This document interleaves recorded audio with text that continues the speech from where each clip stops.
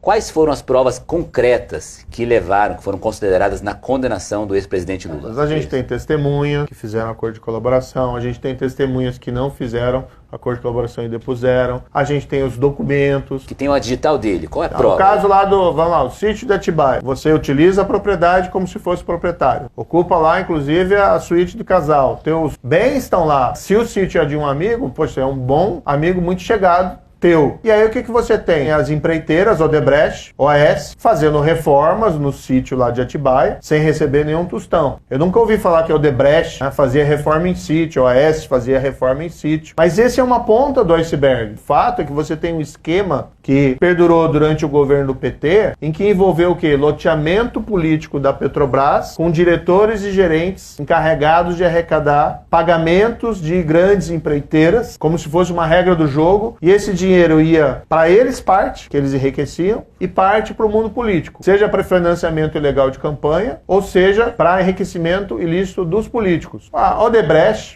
fez aquele acordo e revelou, o João Santana falou isso também, o Antônio Palocci falou isso, palavras deles, e tem documentos que foram apreendidos antes da colaboração, que o PT tinha uma caixa, uma espécie de uma conta corrente, com a Odebrecht de 200 milhões de reais. Estava lá no programa especial italiano, que é um documento que foi apreendido antes. E aí você tem que fazer as interpretações e depois eles confirmaram esse conteúdo. E segundo eles mesmos, eram provenientes de trocas. E existiam provas concretas dessas testemunhas que fizeram delação premiada, né? Assim, eu pergunto, e-mails, conversa de WhatsApp, coisas que eles pudessem comprovar que de fato essas... Não, veja, ninguém é condenado com base na palavra de um colaborador. Isso. Sempre tem que ter prova de corroboração. Na época foi tudo divulgado, a gente publicou inclusive esse programa especial italiano, estava lá, italiano era o Palocci, e o próprio Marcelo Abrão, italiano era o Palocci. E tinha um documento que tinha sido apreendido antes, não foram documentos que eles entregaram com a colaboração, eles tinham sido encontrados antes. Mas você tem um fato objetivo,